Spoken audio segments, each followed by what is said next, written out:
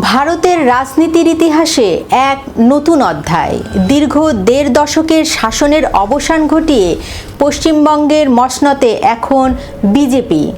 কলকাতার ব্রিগেডে যখন নতুন মন্ত্রিসভার শপথ, ঠিক তখনই এলো একটি বিশেষ বিবৃতি, যা মুহূর্তের মধ্যেই দুই বাংলার রাজনৈতিক মহলে তোলপাড় সৃষ্টি করেছে। বিজেপিকে অভিনন্দন জানিয়েছে সাবেক প্রধানমন্ত্রী শেখ হাসিনা। কিন্তু এই অভিনন্দন কেবল একটি সৌজন্য বার্তা নয়, বরং এর প্রতিটি শব্দে লুকিয়ে আছে গভীর এক রাজনৈতিক সমীকরণ। পুরো বিজেপি দল এবং মন্ত্রিসভাকে শুভেচ্ছা জানালেও শেখ হাসিনা আলাদা করে নাম নিলেন একজনের, তিনি শুভেন্দু অধিকারী। কিন্তু কেন এই বিশেষত্ব? কেন শুধু শুভেন্দু অধিকারী?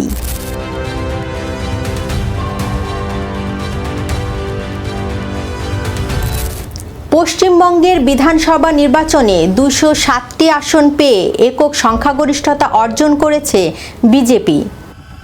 আমি শুভেন্দু অধিকারী ঈশ্বরের নামে শপথ করিতেছি যে। রাজনৈতিক বিশ্লেষকরা একে দেখছেন তপ্ত আগ্নেয়গিরির বিস্ফোরণ হিসাবে।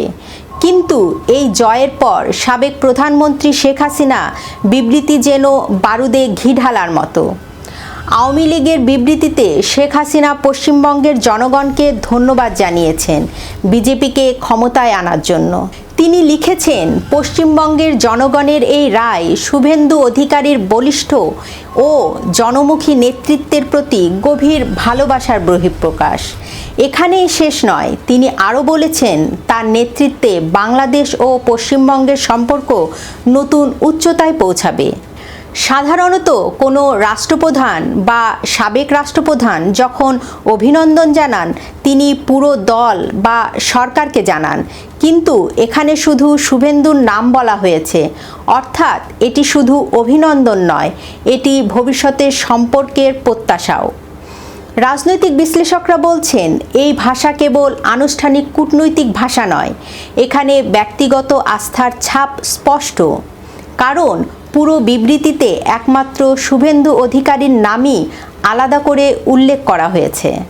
শুভেন্দু অধিকারী শুধু পশ্চিমবঙ্গের নতুন মুখ্যমন্ত্রী নন, তিনি এখন বিজেপির বাংলার রাজনীতির সবচেয়ে শক্তিশালী বাঙালি মুখ। মমতা বন্দ্যোপাধ্যায়ের ঘনিষ্ঠ সহযোগী থেকে বিজেপির প্রধান যোদ্ধা হয়ে ওঠা তার রাজনৈতিক যাত্রাও একটি বিস্ময়কর গল্প।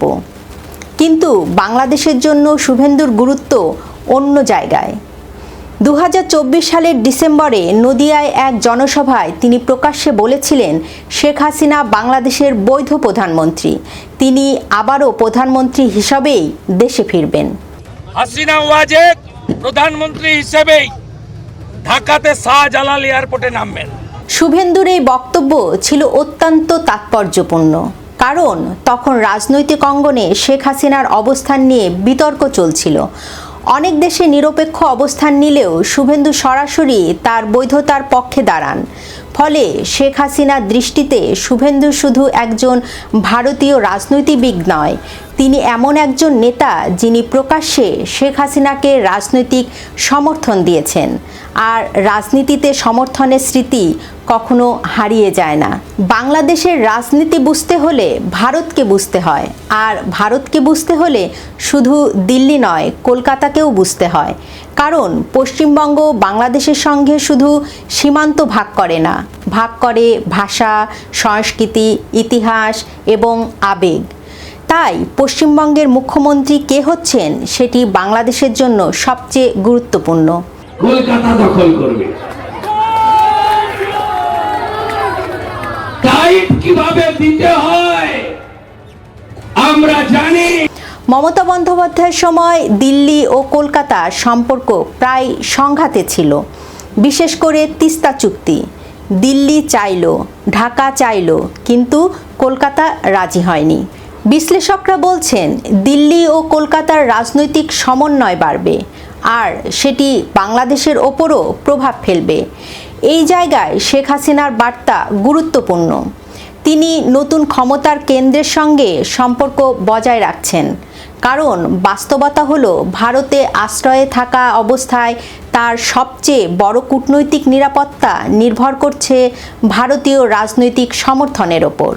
আর সেই সমর্থনের পশ্চিমবাংলার মুখ এখন শুভেন্দু অধিকারী। বাংলাদেশে এখন আওয়ামী লীগ নিষিদ্ধ। শেখ হাসিনা ভারতে অবস্থান করছেন। দলটির রাজনৈতিক ভবিষ্যৎ নিয়ে চলছে নানা আলোচনা। এই অবস্থায় ভারতের ক্ষমতাসীন বিজেপির এক গুরুত্বপূর্ণ মুখকে প্রকাশ্যে শুভেচ্ছা জানানো নিছক কূটনৈতিক বার্তা নয়, কারণ এর মাধ্যমে আওয়ামী লীগ হয়তো কয়েকটি সংকেত দিতে চাইছে। প্রথম সংকেত, ভারতের ক্ষমতাসীনদের সঙ্গে আওয়ামী লীগের সম্পর্ক এখনও অটুট। দ্বিতীয় সংকেত, শেখ হাসিনা এখনও আন্তর্জাতিক পর্যায়ে প্রাসঙ্গিক রাজনৈতিক চরিত্র। এবং তৃতীয় সংকেত, বাংলাদেশের ভবিষ্যৎ রাজনীতিতে ভারতের ভূমিকা এখনও গুরুত্বপূর্ণ। তবে সমালোচকদের একটি অংশ বলছেন, একজন সাবেক প্রধানমন্ত্রী কেন ভারতের একটি রাজ্যের মুখ্যমন্ত্রীকে এত ব্যক্তিগত ভাষায় অভিনন্দন জানাবেন।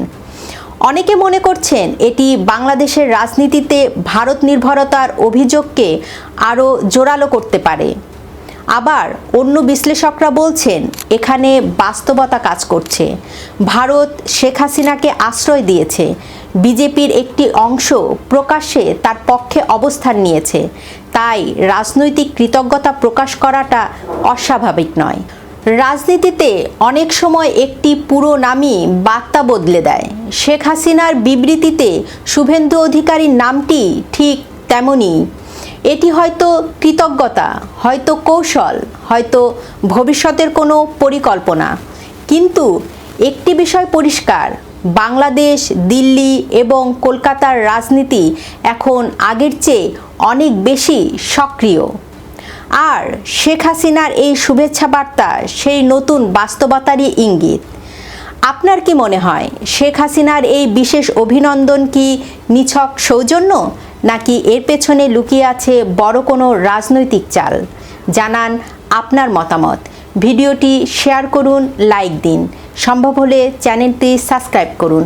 এতক্ষণ সঙ্গে থাকার জন্য ধন্যবাদ। কলকাতা দখল করবে। টাইট কিভাবে দিতে হয় আমরা জানি। হাসিনা ওয়াজেদ প্রধানমন্ত্রী হিসেবেই ঢাকাতে শাহজালাল এয়ারপোর্টে নামবেন।